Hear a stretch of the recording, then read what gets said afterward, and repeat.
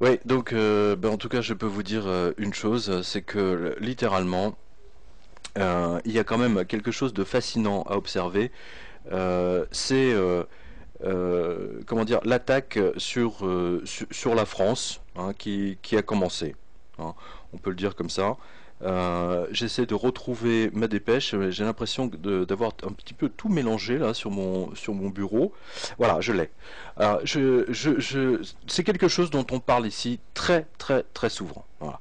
On vous l'a dit, prédit et annoncé maintes fois. Et voici, ça c'était donc le 8 mars. Une dépêche anglo-saxonne est tombée, signifiant discrètement que les chiens ont été lâchés. C'est une expression que François Mitterrand me dit, on a lâché les chiens médiatiques.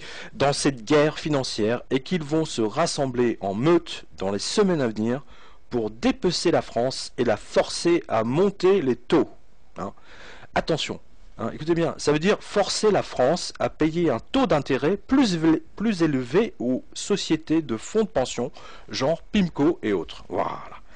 Hein, et autres investisseurs institutionnels qui achètent nos bons du Trésor. Alors écoutez bien, c'est Jeremy Gaunt, European Investment Correspondent à Londres, hein, pour Reuters, qui a signé ce papier.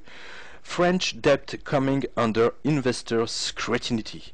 La dette française est scrutée par les investisseurs. Tu sais, t'attends, musique, tu vois, hein, d'un seul coup, d'un seul. Voilà.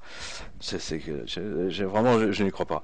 Hein. Donc, c'est quand même une coïncidence étonnante, hein, parce que ça, on l'avait dit, hein, que la France finirait par être attaquée. Ça, on l'avait dit. Donc, les investisseurs, ce sont ces gens, hein, ne l'oubliez pas, qui ont été lessivés par Wall Street en 2008 et 2009, et maintenant, ils se posent des questions métaphysiques sur la France. Hein, vous vous rendez compte? Ils se posent des questions. Voilà. Et trouvent que nos bons du Trésor sont trop chers pour ce que c'est. Et surtout que la France va être endettée à presque 84%. Alors, écoutez la suite. Hein, là, je vous lis le papier. Donc, la résultante est la suivante. La conséquence serait que ce seront les bons du Trésor de l'Italie et de l'Allemagne, et sans doute même de la Hollande, qui seront mis en avant et achetés. La France a été présentée comme comment dire, le socle de l'économie de la zone euro, hein, mais sa situation budgétaire n'est pas aussi bonne que le prix de ces bons du Trésor le suggère. Et ça, c'est une déclaration de Richard Batty, de directeur d'investissement de Britain Standard Life Investment. Il dit c'est les bons du Trésor donc à un prix comme s'il n'y avait aucun problème budgétaire. Le prix pour assurer la dette française à travers les crédits défaut swap, hein, les fameux CDS, hein, et donc de 43 400 euros pour 10 millions, hein, d'exposition. Hein. C'est-à-dire un peu moins il y a une différence de 10 000 euros, un peu moins de 10 000 euros entre la dette française et la dette anglaise. Voilà. Alors, ça veut dire quoi? Ça veut dire que PIMCO et les autres grands fonds de pension vont acheter du bon du Trésor italien, hollandais et allemand, mais pas du français. Au secours! Alors, ça veut dire quoi? Ça veut dire que les investisseurs, les traders, etc., vont pousser la France, hein, vont tout faire pour que Elle augmente son taux. l'agence France Trésor augmente ses taux, puisque aujourd'hui le taux de la France, grosso modo, c'est à 3%. Et donc ils vont les forcer à monter à 4, 5. N'oubliez pas que la Grèce aujourd'hui est à 6,3. 6,3, voilà. Alors, j'ai une idée. Hein, j'ai une idée pour les gens de France Trésor. Hein, parce que n'oubliez pas, on a parlé ici il y a 15 jours, France Trésor avait fait une publicité dans le New York Times, sur le site du New York Times, acheter des bons du Trésor de la France. Français, ouais. Tu sais, on en avait parlé. Alors, voilà ce que je leur suggère. Parfumer nos bons du Trésor avec du Chanel numéro 5 sur 5 ans. Hein, pour les bons du Trésor sur 20 ans, du Chanel 19. C'est une année gratuite. C'est 10% en plus, tu sais. Et bien entendu, sur les bons du Trésor à 30 ans, eh bien, il faut mettre du Chalimard de Guerlain. C'est vraiment le top du top, comme on dit. Voilà.